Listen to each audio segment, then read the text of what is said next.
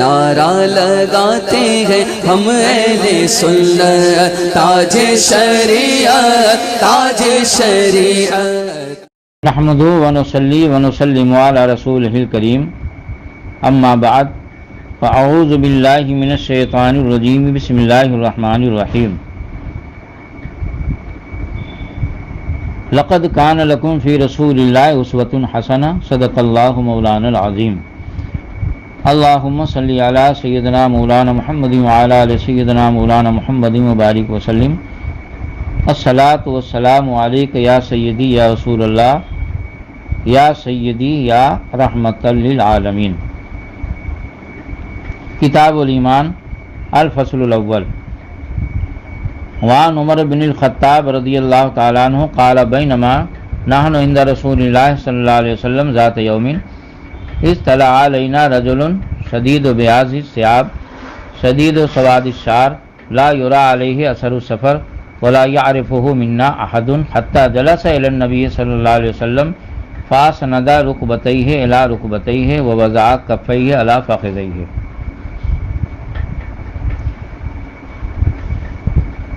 یعنی ایمان کا بیان، پہلی فصل۔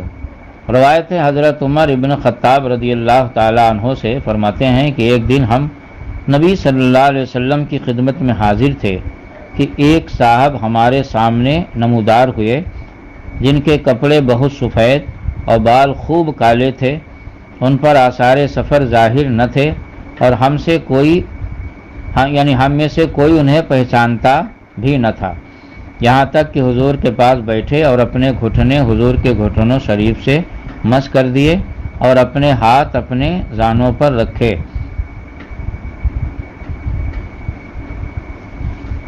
یہ حدیث شریف کا ترجمہ ہوا۔ یہاں پر بطور شرح کی کچھ باتیں پیش کی جاتی ہیں۔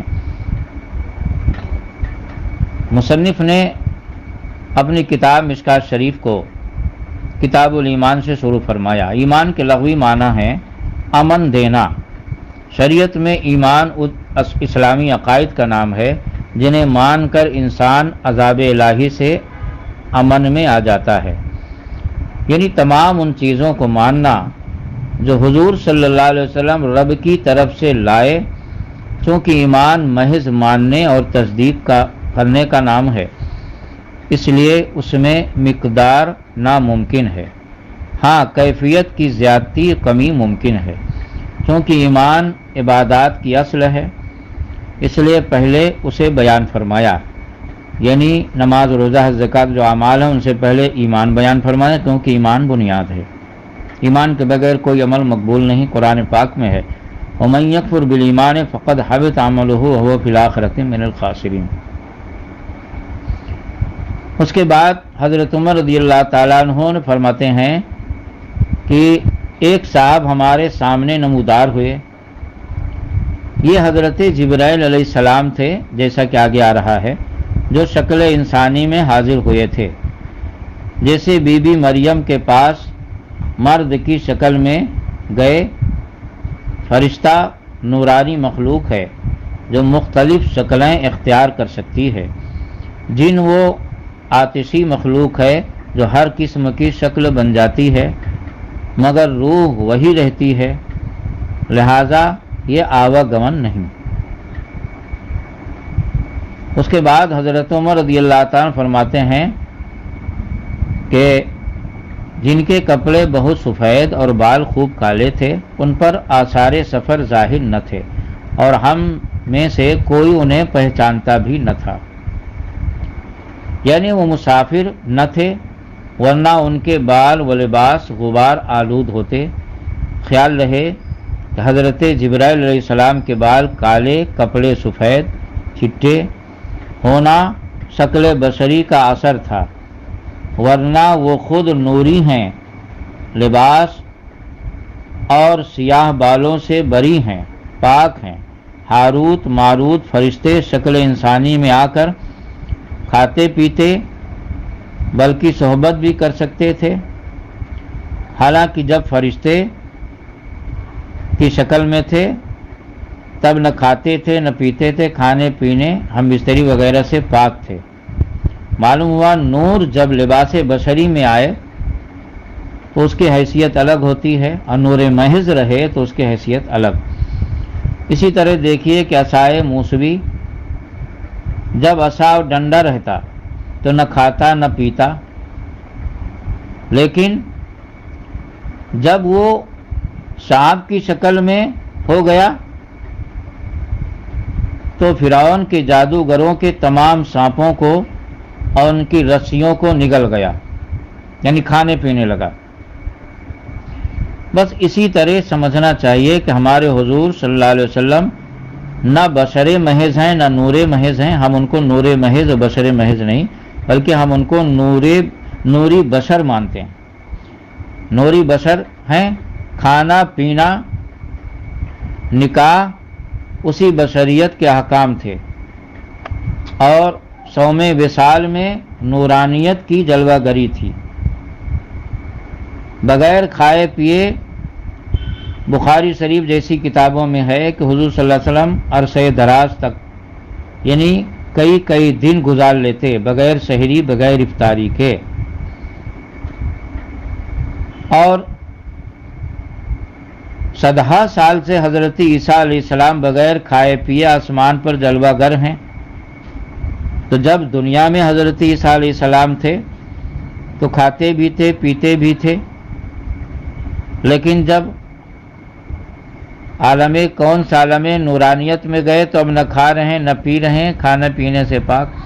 اسی طرح ہمارے حضور صلی اللہ علیہ وسلم کو یہ جو ظالم کہتے ہیں کہ ان کو نور ماننے والے کافر ہیں، اسلام سے خارج ہیں، ان ظالموں کو جب پوچھا جاتا ہے اس پر دلیل کیا ہے تو کہتے ہیں کہ وہ کھاتے تھے وہ پیتے تھے۔ احد میں جب ان کا دندان مبارک شہید ہوا تو خون نکلا۔ ان ظالموں کو کون سمجھائے کہ تم نے یہ تو دیکھا کہ احد میں حضور صلی اللہ علیہ وسلم کا دانت مبارک شہید ہوا تو وہ حضور صلی اللہ علیہ وسلم کے دانت مبارک سے خون نکلا، چہرے میں زخم آیا تو خون نکلا، مگر تمہیں یہ یاد نہیں کہ علم نشرح کی تفسیر میں خود تمہارے ہی مفسرین نے اور تمہارے ہی بڑے بڑے شیاطین نے لکھا ہے۔ تو حضور صلی اللہ علیہ وسلم کا سینہ مبارکہ کئی بار چاک کیا گیا اور ایک قطرہ خون نہ نکلا۔ یہ عجیب بات ہے، کسی کا ایک دانت شہید ہو جائے تو اس سے خون نکلے، اور سینہ جیسی اہم چیز چاک کر دی جائے، چیر دیا جائے، اور وہ بھی کئی بار، اور کسی بار خون نہ نکلے۔ بات وہی ہے کہ جب دانت مبارک شہید ہوا تو خون نکلنا یہ بشریت کی جلوہ گری تھی، اور جب سینہ مبارک چاک کیا گیا، چیرا گیا اور ایک قطرہ خون نہ نکلا تو یہ نورانیت کی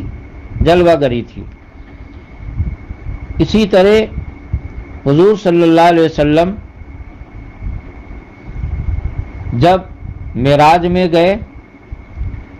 تو انسان کی بس کی بات نہیں کہ نوری سواری پر سفر کرے، سوار ہو، لیکن حضور صلی اللہ علیہ وسلم براق پر سوار ہوئے، اور یہ عقلاء کا اور سائنسدانوں کا بالاتفاق فیصلہ ہے کہ انسان بغیر ہوا کے، بغیر آکسیجن کے نہیں رہ سکتا، مگر ہمارے حضور صلی اللہ علیہ وسلم جب اس عالم میں ہوں تو سانس لیتے تھے، اور جب معراج میں یہ ہوا کی سطح سے اوپر گئے تو کیسے سانس لیے اور کیسے اوپر گئے، یہاں تک کہ صحیح حدیث سے ثابت ہے کہ حضور صلی اللہ علیہ وسلم نے آسمانوں کی سیر کیا، حالانکہ وہ دوسرا عالم ہے، وہاں پر ہوا کا کرہ نہیں، وہاں پر ہوا اور آکسیجن نہیں۔ تو بات وہی ہے کہ جب حضور صلی اللہ علیہ وسلم اس عالم میں سانس لیں تو یہ بشریت کی جلوہ گری ہے، اور جب اس عالم میں جائیں اور ہوا سے اوپر چلے جائیں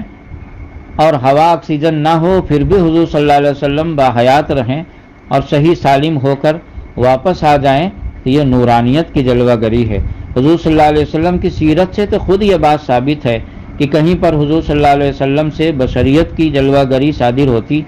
اور کہیں پر نورانیت کی جلوہ گری ثابت ہوتی۔ خود مخالفین کے بہت بڑے رہنما مولوی اشرف علی تھانوی نے ایک کتاب لکھی ہے جس کا نام ہے نصر الطیب۔ اس کتاب میں باقاعدہ حضور صلی اللہ علیہ وسلم کے نور ہونے پر ایک فصل ہی، ایک باب ہی قائم کیا ہے، اور اس میں حضور صلی اللہ علیہ وسلم کے نور ہونے پر کئی طرح سے الگ الگ سندوں سے حدیثیں لائیں، مگر ہمیں حیرت ہے کہ ان کے ماننے والے اس کے باوجود ہم اہل سنت کو حضور صلی اللہ علیہ وسلم کو نور ماننے کے بنیاد پر کافر کہتے ہیں، اسلام سے خارج مانتے ہیں۔ خود اپنے حکیم الامت کے بارے میں کیا خیال ہے؟ ذرا ان کی بھی کتاب نشر التیر پڑھ لیجئے۔ اب رہا یہ، اگر تم یہ کہو کہ وہ نور محض نہیں مانتے ہیں، وہ تو حضور صلی اللہ علیہ وسلم کو من وجہ نور مانتے ہیں، تو آپ کو معلوم ہونا چاہیے کہ ہم بھی حضور صلی اللہ علیہ وسلم کو نور محض نہیں مانتے ہیں، بلکہ ہم بھی مانتے ہیں کہ حضور صلی اللہ علیہ وسلم نوری بشر ہیں، نہ نور محض ہیں۔ اگر بہار شریعت وغیرہ جیسی کتاب میں اور صدر الافاضل میں کنز الایمان کے حاشیہ میں بھی اس بات کی صراحت کر دی ہے تو حضور صلی اللہ علیہ وسلم کو جو بشر اور انسان نہ مانے وہ اسلام سے خارج ہے۔ ہم حضور صلی اللہ علیہ وسلم کو انسان مانتے ہیں، اور بہار شریعت کے پہلے حصے میں جو نبی کی تعریف کی گئی ہے باقاعدہ اس میں یہ لفظ استعمال کیا گیا کہ تمام نبی بشر ہی تھے۔ تو جب ہم بشر مانتے ہیں حضور صلی اللہ علیہ وسلم کو، مگر بشر محض نہیں بلکہ نوری بشر، تو پورا جملہ بولا کرو، پوری بات بولا کرو، جھوٹ بول کر اور جھوٹ کی